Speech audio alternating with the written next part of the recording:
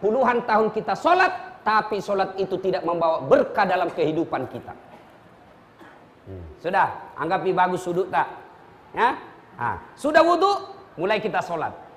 Nah, ketika sholat, untuk bisa khusyuk, ini mata jangan seperti mata pencuri. Kan itu ada deh, kama paboya. Allahu Akbar. Jangan ketawa, serius orang ini bos. Kita ketawa karena kita begitu toh.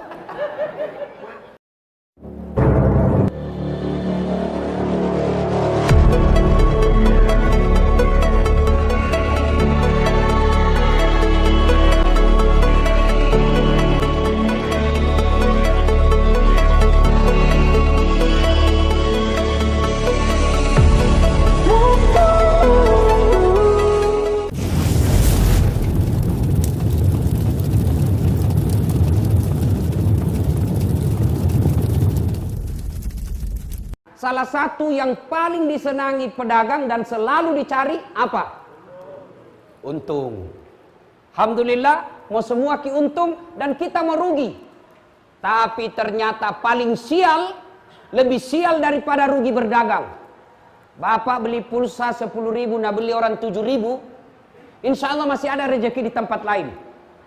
Tapi ada satu rugi yang paling tidak disenangi Allah. Ara'aital ladzi yukadzibu biddin. Tahu enggak kamu pendusta agama? Pak balena agamae. Salatnya dusta, puasanya dusta, hajinya dusta, zakatnya dusta. Satu di antaranya yaitu fawailul lil musallin. Maka celaka, rugi orang-orang yang sholat. Nah, ibu bapak, saudara-saudara sekalian, siapa yang rugi? Menurut Al-Quran, yang rugi dan celaka dalam sholatnya, mereka yang bermain-main dalam sholat. Nah, mari kita lihat mana yang main-main sholat. Sebaliknya, Al-Quran juga menjelaskan, qad aflahal mu'minun. Tadi orang rugi. Sekarang, qad aflahal mu'minun. Maka beruntung orang-orang yang beriman. Siapa mereka? Alladzina hum fi sholatihim khasi'un. Mereka yang khusyuk dalam sholatnya. Nah, ini banyak nak tanya ke mahasiswaku, Ustaz, bagaimana itu caranya orang khusyuk? Apakah khusyuk itu sholat tidak ingat apa-apa? Kalau khusyuk tidak ingat apa-apa, bukan sholat namanya, pingsan. Bagaimana caranya khusyuk? Tata cara agar kita bisa khusyuk. Pertama, usahakan ketika kita mau sholat, pakailah baju yang indah. Itu surah Al-Jum'ah jelaskan. Kau datang ke masjidku, loko masjidku mas sempajang, pakai kau baju makesing. Pakailah baju yang indah, bukan yang mahal, tapi yang indah. Tapi apa yang terjadi di antara kita? Mau ketemu wali kota, ngaling asing baju baru. Kalau perlu parfum palsu poin nak pakai. Pinjam sepatunya temannya, nah pinjam dasinya temannya, sampai ketemu wali kota, nah cium tangannya itu wali kota, padahal baru tanda tangan korupsi. Tuh, sekalinya mau datang ke masjid, pakaian ala kadarnya. Itu tona pakai main basket, itu tona pakai kencing berdiri poin. Masih ada satu tetes, detik saja, masuk di sini. Coba, baju yang sudah 3 hari tidak dicuci dia pakai. Kemudian celananya ada tetesan kencing. Lalu dia datang menghadap kepada Allah. Gimana kita mau khusyuk? Begitu kita sholat, baju yang kita pakai tadi main futsal, 2 hari sudah ada jamur. Begitu angkat takbir baru nih gatal semua. Bismillahirrahmanirrahim. Alhamdulillahirabbil. Mana koci ton tarana. Maka ketika mau khusyuk, salah satu kiat pakai yang indah, bersih. Dan yang paling penting, pakailah baju yang kita yakini halal. Kalau baju korupsi, baju sogok pilwali, pilih anak, baju baru. Berapa suara? 5, aman. Tanam lagi pak. Begitu ada yang kasih limbi, nah lupa aman. Baju sogok seperti ini dipakai sholat. Ih, nakakalaki ki malaikat. Nah, lu kasihan deh lo. Maka begitu mau datang ke masjid, lihat dulu, pandang dulu. Nih sarungku halal atau tidak? Nih bajuku halal atau tidak? Jam tanganku ini halal atau tidak? Termasuk bapak ibu barangkali waktu menjabat, banyak duitnya dia ganti giginya. Gigi palsu hasil korupsi. Maka begitu mau sholat, buka dulu gigi palsunya. Termasuk emas. Dah, pakai yang bagus, yang rapi, yang indah, yang halal. Berikutnya, yang kedua, cara kedua supaya kita bisa sholat. Ketika wudhu, perhatikan tata tertib dan rukun-rukunnya. Ingat, ketika kita mau berbuat baik, setan mulai kepanasan. Hayya salat. Setan sudah mulai. Nah, sebar pasukannya. Sebentar pi, jam aku pergi masjid, masih lama, duhur sampai jam 3, kadang pakai jam 3 ke sholat. Setan mulai masuk. Anggaplah begitu azan langsung kita tinggalkan tempat menuju ke tempat sholat, jangan pikir setan putus asa, tidak, nagoda ki lagi. Gimana caranya? Nagoda ki supaya main-main ki wudu. Wudunya bagaimana? Sambil terima handphone, nah simpan di telingana, sambil berudu. Begini caranya. Yo, berapa kalau jual kangi? Tidak bisa kurang-kurang itu sekali. Itu wudu sambil nelpon. Siapa ajar ki begitu? Ada yang lebih parah, menyanyi sambil wudu. Pulang-pulangku berbadan dua. Itu kalau kita mau khusyuk dalam sholat, mulai cara wudu kita perhatikan. Banyak yang tidak perhatikan rukun-rukun sholat. Rukun-rukunnya wudu yang banyak kita keliru. Buka Quran. Quran mengajarkan wudu dari jari-jari hingga ke siku. Prakteknya kamennya. Quran mengajarkan basuh dari jari-jari ke siku. Berarti begini caranya. Tapi apa yang kita praktekkan? Buka keran dari siku ke jari.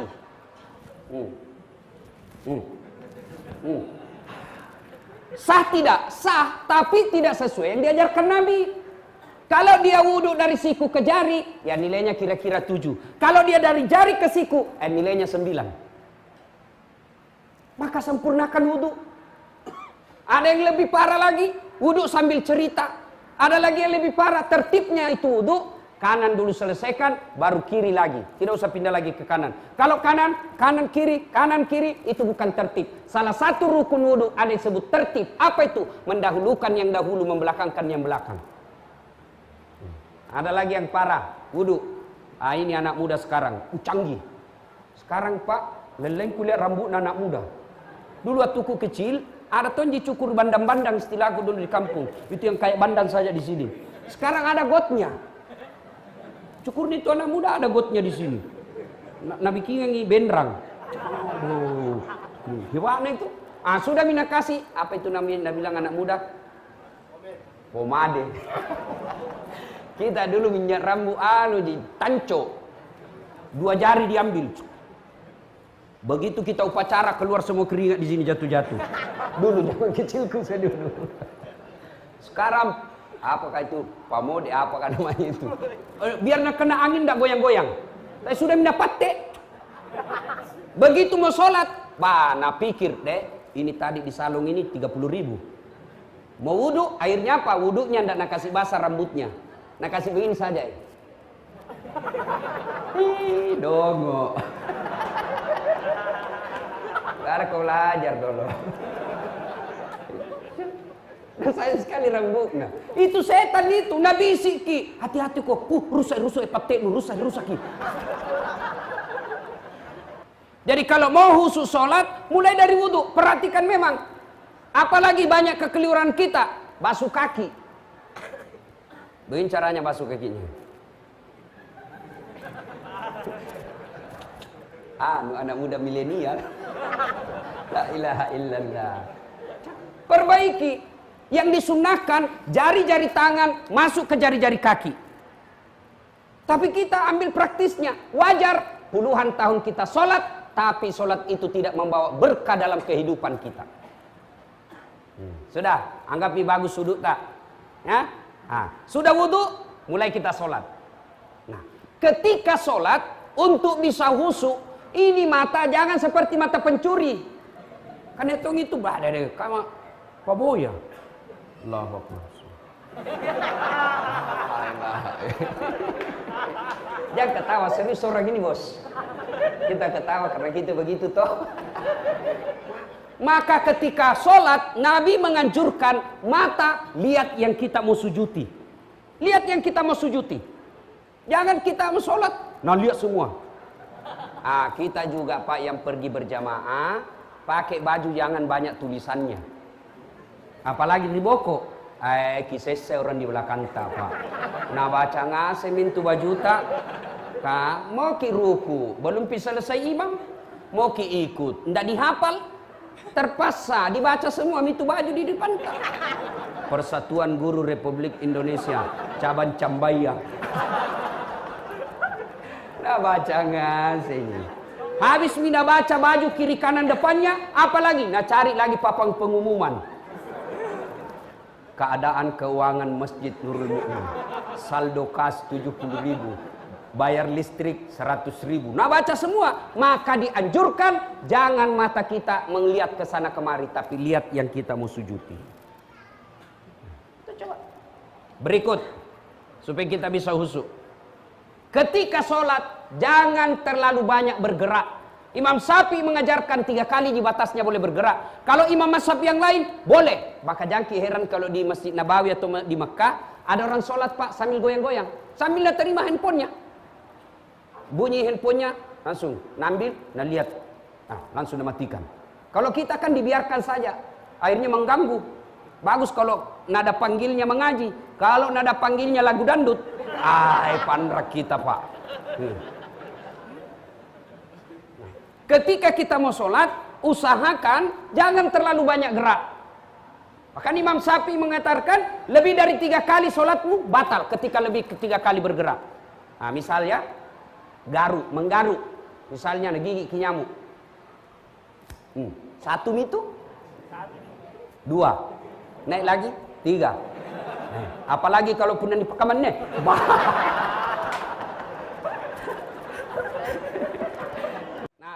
Coba bayangkan apa yang terjadi. Bagaimana kita mau khusyuk sholat. Tangan kita semuanya bergerak. Bismillahirrahmanirrahim. Nah sini ki poin joyo sini. Ya. Nggak gerak tangannya, tapi kakinya saya kasih goyang. Ada juga yang sholat kayak kena angin sepoi-sepoi.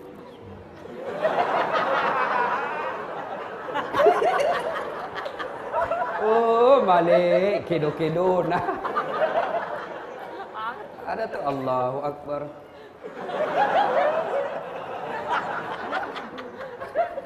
Siapa ajar ki sholat seperti itu? Ayo jujur. Berapa tahun maki sholat?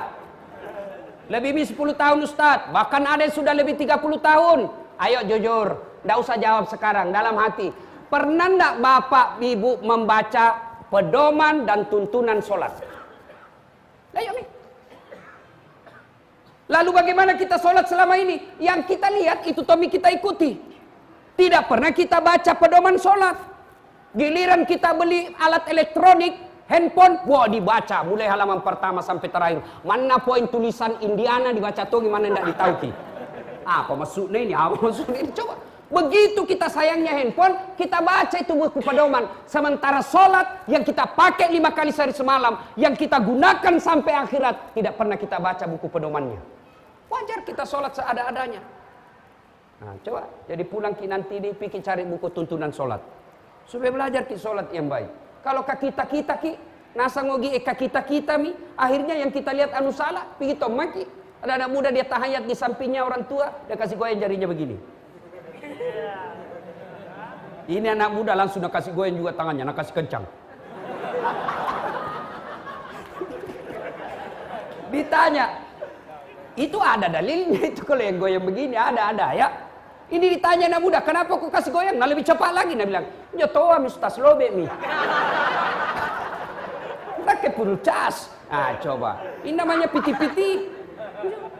Nah ibu bapak saudara-saudara sekalian, supaya kita bisa sholat dengan baik. Yang berikutnya lagi setelah jangan banyak gerak, maka bisa sholat dengan baik. Usahakanlah Pak, paling tidak apa yang kita baca, kita paham apa makna kesimpulannya mau saja. Tidak usah per ayatnya, tapi kesimpulannya saja itu ayat yang kita baca. Surah misalnya kita baca surah As-Sajdah, paling tidak kita tahu apa kesimpulan surah As-Sajdah itu. Jujur, berapa tahun makin sholat? 30 tahun. Kita tahu artinya Al-Fatihah? Ayo jujur makin. Al-Fatihah dengan terjemahannya. Kita tahu ki? Apa ya? Nggak tahu ki. Itu saja. Amin. Maka usahakan kalau kita mau perhatikan sholat dengan sebaik-baiknya, maka usahakanlah apa yang kita baca setidaknya kita paham. Kesimpulannya itu ayat. Nah ibu bapak saudara-saudara sekalian, berikutnya lagi. Ketika kita sholat, supaya kita bisa khusyuk dalam sholat kita ini, maka kalau kita berjamaah ya, kalau berjamaah, jangan merasa soleh dan paling benar sendiri. Ada itu orang sholat kalau berjamaah nak ganggu ki, mulai takbir nak ganggu memang maki, keras baru nak kasih lebar. Allah, baca Al-Fatihah kayak mau nak gigit telinga tak? Maliki. Santai mako bos. Bukan lewat-lewat. Itu tidak boleh mengganggu orang di samping kita. Kita baca sholat kayak mau mina gigit telinga tak. Begitu ruku, sujud lagi, nak kasih gena lagi telinga. Baik kalau kau pakai Rexona aja. Coba.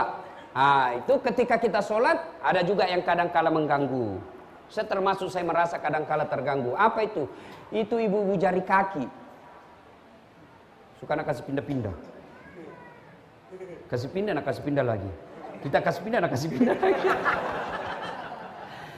Maka kalau mau lakukan itu, supaya kita saling menghormati, tanya dulu orang samping tak. Boleh gitu kakiku kasih rapat kaki tak. Kenapa? Supaya saf jamaah. Saf kita rapat. Kalau Nabi bilang, silahkan, tidak apa-apa. Silahkan nih. Tapi kalau Nabi bilang, jangan kiko dong, karena kakiku terus kupikir itu. Akhirnya orang terganggu khusyuknya. Nah ibu bapak saudara-saudara sekalian. Itu, maka ketika kita mampu sholat dengan baik, Allah janjikan, qad aflahal mu'minun. Maka beruntunglah orang-orang yang khusyuk.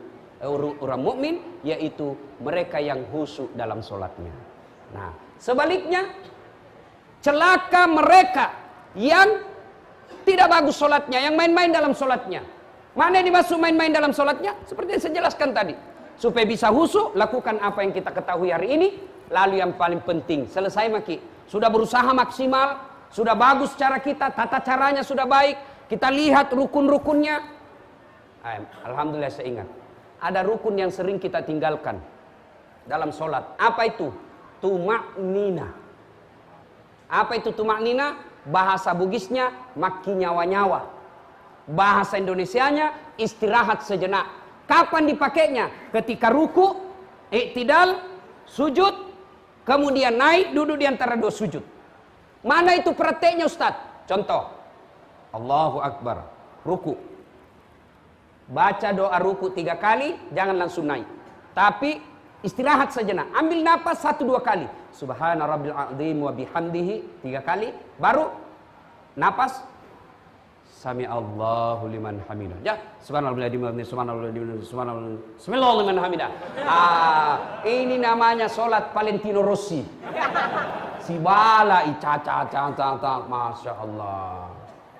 Lalu yang parah lagi apa? Iktidal. Sami Allahu liman hamidah. Naik, Rabbana lakal hamd, turun, istirahat sejenak, Rabbana lakal hamd. Ya, Sami Allahu liman hamidah. Turun, Rabbana lakal hamd. Itu namanya tuma'nina. Kalau kita praktek apa? Sami Allahu.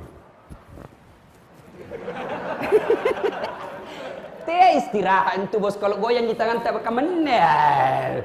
Sami Allahu. Yang lebih parah apa? Tidak lurus ini belakangnya. Kalau mau betul, maka kata Nabi caranya adalah simpan gelas di atasnya. Kalau dia sudah air yang ada atau gelas di atas itu tidak jatuh, itu sudah sempurna rukunya. Terkecuali mereka yang sudah tua bungkuk dan kena apa namanya itu? Osteoporosis. Nah, yang tua-tua ya kodo yang sudah pensiun 70 tahun. Sami Allah. Itu dimaklumi katua mi. Dimaklumi. Ya, darurat namanya. Tapi kalau kita yang masih muda, perbaikilah. Bapak, Ibu, saudara-saudara sekalian, perhatikan sholat dengan sebaik-baiknya, perhatikan gerakannya, insya Allah sehat kita. Sehat orang yang baik sholatnya. Saya ini sering praktek. Biasa dalam sehari tak 4, tak 5, bahkan pernah saya sehari 13 kali ceramah. 1 kali 1 jam, berarti 13 jam berdiri. Itu obatnya Pak, tidak perlu refleksi. Caranya, perbaiki ruku, baku tarik-tarik itu saraf naik ke atas, insya Allah. Begitu juga kalau demam-demam sedikit, ruku, sujud, perbaiki sujudnya, insya Allah itu. Obat nih. Niatkan sambil sholat, mudah-mudahan Allah berikan kesehatan. Anggaplah sudah diperbaiki semua tata caranya, lalu selesai sholat, Assalamualaikum warahmatullah, Assalamualaikum warahmatullah. Kenapa istighfar Ustaz? Kenapa istighfar orang selesai sholat? Ada 2 maknanya. 1, kita istighfar kenapa? Nikmat yang Allah berikan kita, nikmat yang Allah kasih kepada kita ini tidak bisa dibayar dengan sholat. Pernah dengar kisahnya umatnya Sulaiman alaihissalam 350 tahun beribadah, 350 tahun ibadah, tidur makan ibadah, tidur makan ibadah, meninggal. Pada saat meninggal Allah sampaikan kepada dia, masuklah engkau surga karena rahmatku, tamano suruga nasabak pamaseku, kasih sayangku. Ini orang yang banyak amalnya 350 tahun komplain, saya tidak mau ya Allah, saya tidak mau masuk surga karena pamasemu, nikmat rahmatmu, saya tidak mau. Saya masuk surga karena amalku 350 tahun. Wajar saya masuk. Kenapa? Banyak amalku 350 tahun. Allah berfirman, "Be, kau hitung-hitung rupanya di. Baiklah kita baku hitung kalau begitu. Siap-siap kau kita hitung. Jibril ambil kau kalkulator. Reken memang nih, pasang ke domo. Akhirnya apa? Allah perintah, ambil matanya 1. Keluarkan biji matanya sebelah kanan, timbang amalnya 350 tahun dengan 1 biji mata. Timbang punya timbang, apa yang terjadi? Lebih berat 1 biji mata daripada amalnya 350 tahun. Saya bilang, Tuhan, kalau bahasa kita di Makassar, apa kok? Semau kok? Kau kira bisa kau ibadah kalau ku kasih picok kok? Kau kira bisa kau beribadah apa kalau ku kasih gigi kau kasih sakit gigimu? Kau kira kau bisa beribadah dengan baik kau kasih mencret kok? Bayangkan kalau mencret 2 bulan Pak. Repotnya itu deh. Pas mau ceramah langsung mau keluar susah itu Pak. Itu nikmat Allah. Yang kita lagi merasa kita orang miskin, yang kita lagi merasa tidak ada nikmat yang Allah berikan. Nikmat Allah luar biasa banyaknya, sederhana sekali. Selalu saya kasih contoh. Ini pecinta bola semua kuliah ini. Sebentar lagi Piala Dunia. Toh? Paling repot nanti kalau masuk Ramadan Piala Dunia. Begitu pertandingan, adu penalti, azan subuh. Mana yang dipilih ini Pak? Adu penalti, azan subuh. Pergi ki sembayang. Tinggali penalti, tidak dilihat ki. Nonton ki penalti. Lewat sembahyang subuh. Deh temanku ambil di jalur pintas. Apa? Nah ambil sajadahnya sembahyang depan televisi. Lebih hancur lagi ini. Bapak saudara-saudara sekalian. Nah, berapa biaya transfernya itu Lionel Messi? Berapa biaya transfernya itu pemain-pemain bola internasional? Luar biasa. Ada yang sampai 1 triliun. Masya Allah. 1 triliun Pak. Pernah Maki lihat uang 1 triliun? Pernah Maki? Tidak pernah. Dia sama Ji. 1 triliun. Biaya transfernya. Tapi demi Allah, semua pemain bola yang jago-jago itu tidak mungkin dia bisa jago main bola kalau Allah kasih lututnya tidak bisa bengkok. Apa? Dia bisa main bola, Messi, Kakak, apalagi tuh yang Iniesta yang sudah pindah dari Barcelona. Bukan apa, baca bos. Baru datang ini di Roma, pergi nonton AS Roma lawan Liverpool. Kita tahu, Adek, tahu gitu Roma di mana? Tahu Ki? Tamalate belok kiri sedikit. Yo, bayangkan, itu pemain bola luar biasa bayarannya. Luar biasa bayarannya, tapi demi Allah, mereka tidak akan bisa main bola ketika Allah kasih lutut yang tidak bisa bengkok. Mana bisa main bola begini? Coba. Apa ibu saudara-saudara sekalian?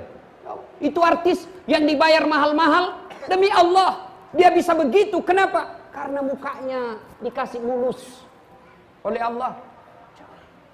Ini kamera, ada kamera di depanku ini.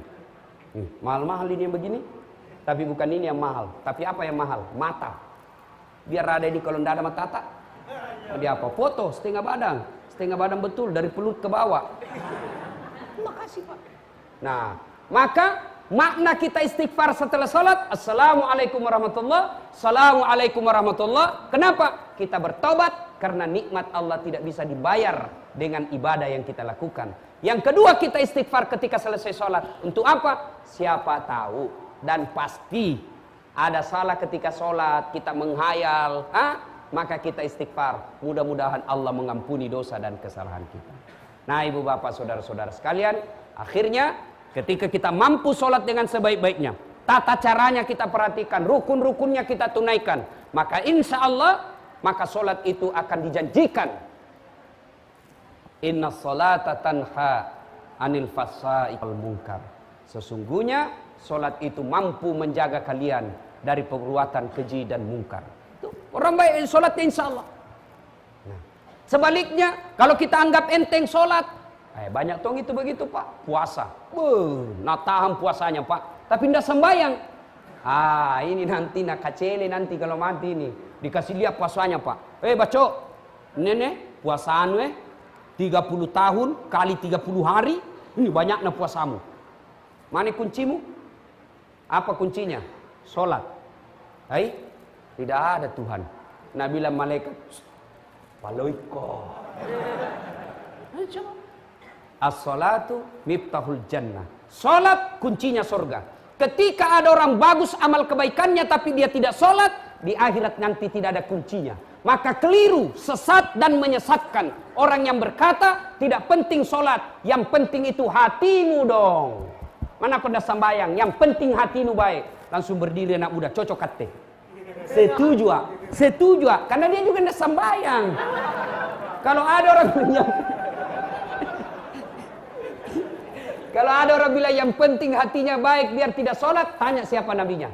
Nabi Muhammad paling baik hatinya, Nabi Muhammad paling bersih hatinya, paling bagus akhlaknya, tapi beliau tetap sholat.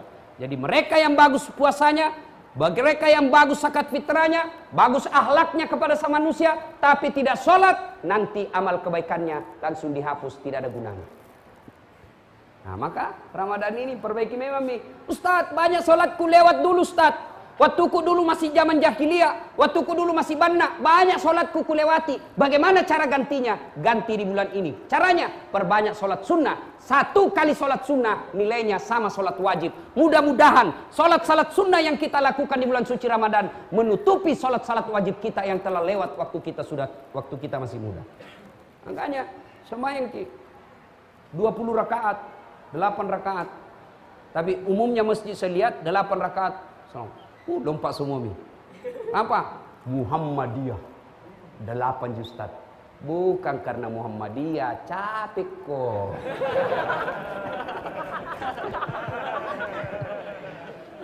Ya Bapak, saudara-saudara sekalian, inilah tausiah kita, mudah-mudahan ada manfaat.